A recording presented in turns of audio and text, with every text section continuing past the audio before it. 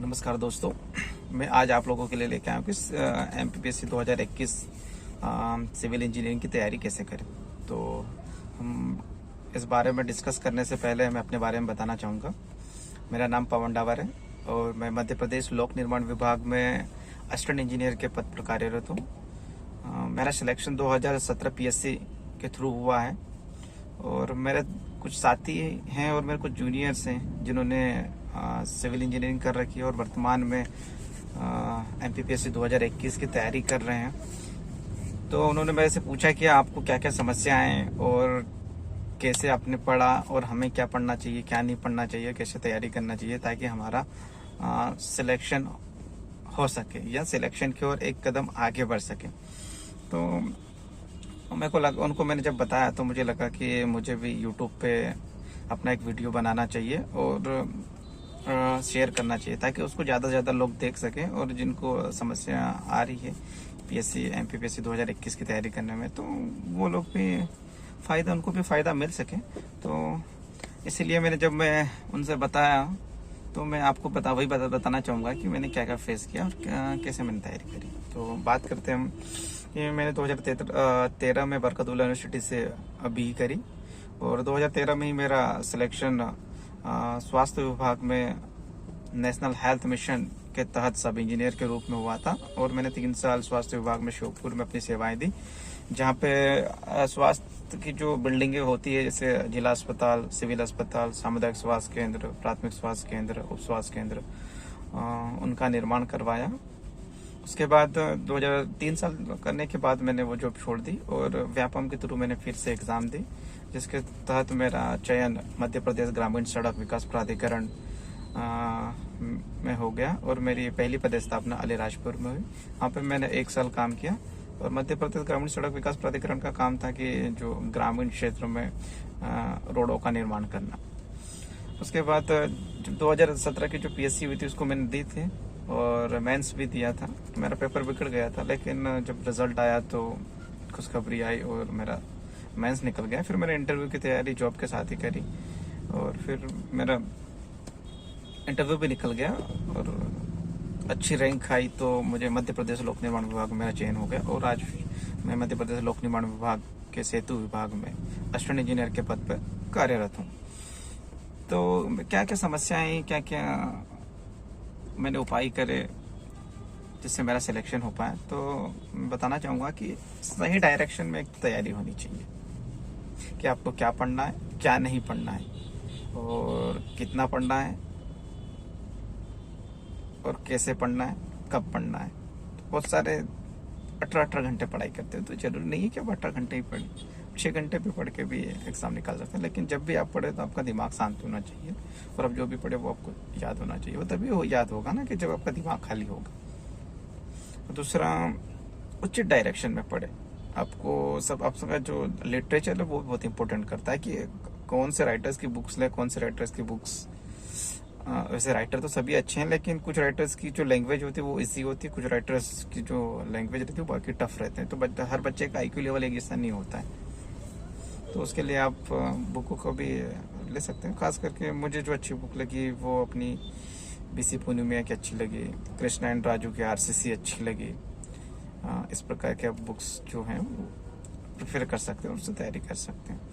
तो मैं बताना चाहूँगा कि जो एमपीपीएससी 2021 की जो एग्ज़ाम का है उसका पैटर्न चेंज कर दिया गया है। उससे पहले 3 टियर में एग्ज़ाम होती थी, प्री, मेंस एंड इंटरव्यू, लेकिन अब चेंज कर दिया गया। अब प्री एंड इंटरव्यू होगा और प्री में भी नेगेटिव मार्किंग है, जैसे यूपीएससी में IAS के एग्ज़ाम के लिए की जाती है और SSC में JEE के एग्ज़ाम के लिए की जाती है। तो इसके लिए आपको तैयारी कैसे करना है, तो आप पिछले 2 से 4 साल के UPSC, IAS और SSC JEE के पेपर्स लें, उनको सॉल्व करें। और अदर स्टेट्स जैसे कि हमारा राजस्थान हो गया, महाराष्ट्र हो गया, UP हो गया, उसके बाद आपका उत्तराखंड हो गया, छत्तीसगढ़ हो गया, यहाँ के भी 2 सालों के क्वेश्चन पेपर लें टेक्निकली और उनको सॉल्व करें, ताकि कहीं ना कहीं क्वेश्चन पेपर जो पहली बार हो रहा है ये नए पैटर्न में, तो वहाँ से पूछ सकते हैं। और ऐसा देखा गया है कि एटलीस्ट पूछते ही हैं। तो हम बात करेंगे, इसके बाद हम बात करें सिलेबस की, सिलेबस में क्या पढ़ना चाहिए, क्या नहीं पढ़ना चाहिए और कौन कौन से टॉपिक और सब्जेक्ट्स को ज़्यादा ध्यान देने की ज़रूरत है। तो उसके लिए हम सबसे पहले देखें तो हमारा जो MPPSC का जो सिलेबस है उसको देखें हम, और उसमें देखते हैं कि कौन से चैप्टर्स या सब्जेक्ट या यूनिट्स को हमें पढ़ना है, कौन को छोड़ना है। तो आज मैं सिर्फ इंट्रो दूंगा, उसके बाद हम बात करेंगे। तो उससे पहले हम सिलेबस पे जाने से पहले मैं चाहूँगा कि आप मेरे यूट्यूब चैनल जिसका नाम है एजुकेशंस हंट, उसको लाइक करें, सब्सक्राइब करें, ज़्यादा से ज़्यादा शेयर करें, ताकि ज़्यादा से ज़्यादा जो सिविल इंजीनियर्स बच्चे हैं उनको लाभ मिल सके। तो हम सिविल इंजीनियरिंग का सिलेबस देखेंगे कि सिलेबस क्या है 2021 MPPSC का।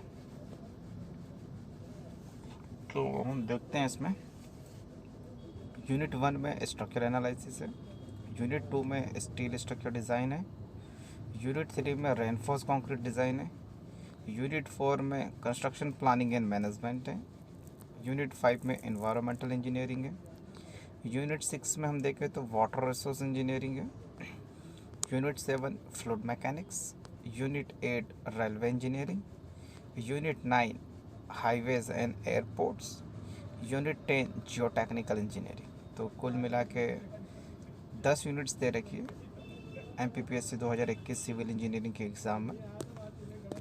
इसी से क्वेश्चन पूछे जाएंगे। तो हम देखें कि इन 10 यूनिट्स में सबसे ज़्यादा कौन सी यूनिट्स पे ज़्यादा ध्यान देना है और किस पे कम ध्यान देना है।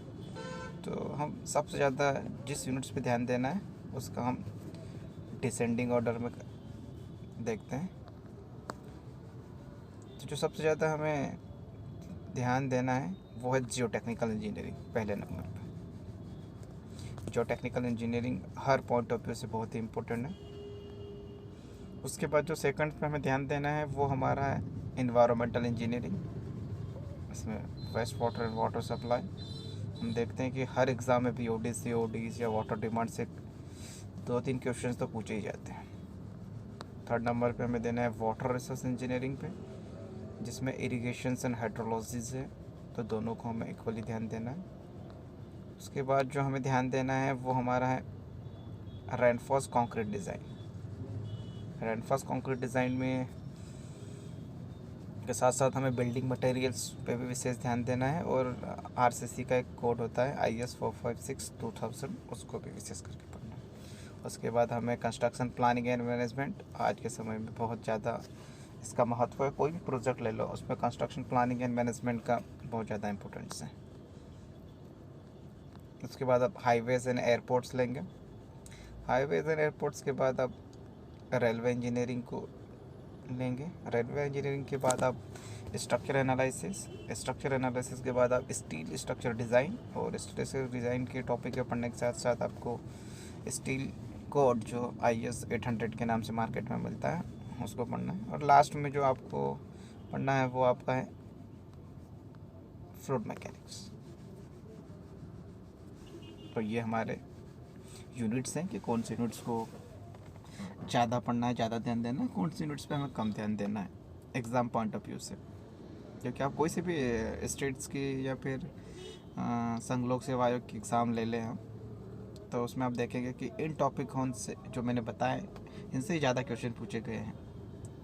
ज़्यादा कम कम कम इस हिसाब से पूछे जाते हैं। तो अब कम तैयारी में, कम समय में, कम तैयारी में ज़्यादा से ज़्यादा नंबर आप प्राप्त कर सकते हैं अगर इस प्रकार से तैयारी करेंगे। तो ये नहीं कहता कि आप ऐसे पढ़ोगे तो टॉप कर जाओगे, लेकिन हाँ मैं ये कहता हूँ कि आपकी जो अभी वर्तमान में स्थिति है और इस हिसाब से पढ़ोगे तो, और जब क्या भविष्य में जो स्थिति होगी वो बेटर होगी। ये तरीका भी होता है पढ़ाई का, इस हिसाब से पढ़ना चाहिए। तो धन्यवाद आप लोगों का। और हम कल बात करेंगे पर्टिकुलर यूनिट में कौन से टॉपिक को पढ़ा जाए।